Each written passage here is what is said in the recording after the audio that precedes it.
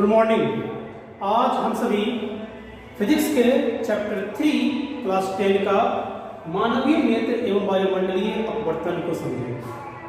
सर्वप्रथम मानव नेत्र को हम समझते हैं वो भी उतना ही जितना क्लास 10 की परीक्षा के लिए जरूरत है। मानव नेत्र का एक सामान्य सा फिगर हो गया जिसमें आगे का यह भाग जो है वो आपका कॉर्निया है, इसके बाद ये लेंस है, ये हमारा सीधे मांसपेशियाएं हैं, उसके बाद बीच का गैप पुतली है, ये आपका कॉर्नर दृष्टिपटल ये रेटिना कराएगा और ये भाग अंदर कराएगा। कॉर्निया अग्र पारदर्शी भाग जो कि प्रकाश को अंदर आने देता है उसे कॉर्निया कहते हैं। लेंस क्या है? लेंस एक उत्तल लेंस का प्रयोग होता है जो अपवर्तन क्रिया में करने में मदद करता है। दृष्टिपटल वह भाग होता है जो कि वस्तु का प्रतिबिंब को प्राप्त करता है, इसे हम लोग रेटिना के नाम से भी जानते हैं। सिलेरी मांसपेशियां फोकस दूरी को संबंधित करने में मदद करती है। आइस होता है और लेंस को सिकुड़ने और फैलने में हमारी मदद करता है। और पुतली प्रकाश कितना अंदर आएगा कितना नहीं आएगा इस प्रकाश को नियंत्रित करने में मदद करता है। अंधबिंदु वह भाग है जहां प्रकाश नहीं पहुंचता। इस प्रकार से हम लोग नेत्र के कुछ महत्वपूर्ण भागों को हम लोग जानते हैं। स्पष्ट देखने की न्यूनतम दूरी होती है 25 सेंटीमीटर, ये ख्याल रखना है। अधिकतम दूरी होती है अनंत, ये भी ख्याल रखना है। और परास जो होता है मानव नेत्र का वो होता है 25 सेंटीमीटर से अनंत। सामंजस्य क्षमता किसे कहते हैं? तो दूर और नजदीक की वस्तु को स्पष्ट प्रतिबिंब हमारे आंख के रेटिना बनता है। इसके लिए जो होती है सिलेरी मांसपेशियां को सामंजित किया जाता है, जिसे आंख की सामंजस्य क्षमता के नाम से जानते हैं। उसके बाद आते हैं दोष मतलब कोई बीमारी, आंख का वह दोष जिससे कि वस्तु का प्रतिबिंब में स्पष्ट दिखाई ना पड़े उसे हम लोग दोष के नाम से कहते हैं। दोष को दो भागों में बांटा गया है, निकट दृष्टि दोष और एक द्विदृष्टि दृष्टि दोष। ऐसे एक और भाग आएगा कि जरा दृष्टि दोष। तो निकट दृष्टि दोष क्या हो गया कि नाम निकट है लेकिन उल्टा, दूर की वस्तु स्पष्ट दिखाई न पड़ना निकट दृष्टि दोष लाएगा। इसका कारण क्या होता है? कारण है कि नेत्र गोलक का लंबा हो जाना या तो फोकस दूरी का कम जाना। निवारण कैसे करेंगे? उच्च क्षमता वाले अगर हम अवतल लेंस के चलने का प्रयोग करेंगे तो ये क्या होगा, हमारा निवारण किया जा सकता है। ये नेत्र हो गया तो लंबा हो गया, फोकस दूरी यहाँ घट गया है, या नेत्र को लंबा हो गया तो फोकस घट गया, लेंस अवतल लगाया गया जिससे कि वस्तु का प्रतिबिंब आंख के रेटिना में बन रहा है। याद रखना है कि जब ये दोष होता है किसी व्यक्ति को तो फोकस जो होता है रेटिना के आगे बढ़ता है और जिस हम क्षमता का लेंस का प्रयोग करते हैं उसका जो पी होता है, पावर होता है, वो नेगेटिव होता है। अगला आगे दृष्टि दोष क्या होता है?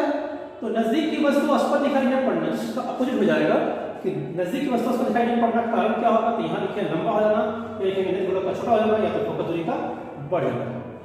निवारण कैसे करेंगे? तो उच्च क्षमता वाले उत्तल लेंस से बड़े चश्मे का प्रयोग करेंगे।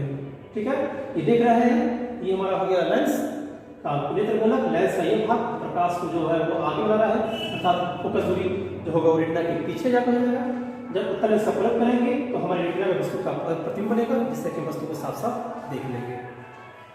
क्षमता की बात कर ले तो इसकी क्षमता होती है वो धनात्मक होती है। ख्याल रखिएगा, कुछ एग्जाम में कि कोई बच्चा इसके आंख में लगा हुआ चश्मा की क्षमता -5 की है तो बताइए उसे कौन सा बीमारी है? तो माइनस में है तो अब उससे होगा निकट दृष्टि दोष और अगर प्लस में होगा तो उससे होगा दृष्टि दोष। एक आता है जरा दृष्टि दोष, जरा अर्थात कि नजदीक और दूर दोनों में स्पष्ट प्रतिबिंब न बनना। तो जरा दृष्टि दोष का कारण क्या है? तनाव, मानसिकता, बढ़ता उम्र, इसके मुख्य कारण हो सकते हैं। और निवारण कैसे करेंगे? तो बाइफोकल लेंस में अवतल उत्तल दोनों प्रकार की क्षमता वाले चश्मे का प्रयोग किया जाएगा, उससे इसका निवारण किया जाएगा। वायुमंडलीय अपवर्तन क्या आता है हमारा? तो हवा के दबाव एवं ताप के कारण वायुमंडल में भिन्न भिन्न प्रकार के माध्यमों का निर्माण होता है, क्योंकि हमारे वायुमंडल में हवा का अलग दाब होता है, ताप होता है, इस कारण से प्रकाश का फैलना, वायु का फैलना और सिकुड़ना होता रहता है, जिस कारण से एक अलग अलग माध्यम का निर्माण होता है। उस अलग अलग माध्यम के कारण क्या होता है कि प्रकाश जब उस माध्यम से गुजरती है तो वह अपवर्तित हो जाती है, जो कि वायुमंडलीय घटना है, इसलिए से वायुमंडलीय अपवर्तन कहा जाता है। कुछ उदाहरण लेंगे कि तारे जो टिमटिमाते हैं, टिमटिमाते हैं, या सूर्योदय या सूर्यास्त जो होता है उसमें जो चारों पर जो आभासी अंतर पाया जाता है, ये दोनों ही वायुमंडलीय अपवर्तन के उदाहरण हैं। वर्ण विक्षेपण क्या है? तो सूर्य के श्वेत प्रकाश के साथ रंग में बंटना, वर्ण मतलब रंग बीच में बंटना। सूर्य का श्वेत प्रकाश के साथ रंग में बंटने की घटना को वर्ण विक्षेपण कहते हैं। इसको स्पष्ट रूप से हम लोग वैज्ञानिक विधि से दिखा सकते हैं कि जब ये प्रिज्म हो गया, इस प्रिज्म में जब सफेद प्रकाश पड़ता है, ये सफेद प्रकाश जो सात रंगों में बढ़ता है, जो कि नीचे से शुरुआत होता है भी violet, indigo, blue, green, orange, yellow, orange और रेड, ये ग्योर का हो जाता है इसे हिंदी में बेजीना पिनाल के नाम से जानते हैं। इसमें जो लाल है जो ऊपर होता है, बैगनी से नीचे होता है। तो याद रखेंगे कि लाल रंग का विचलन सबसे कम और तरंगें से अधिक होता है, जबकि बैगनी रंग का विचलन सबसे अधिक और तरंगें से कम होता है।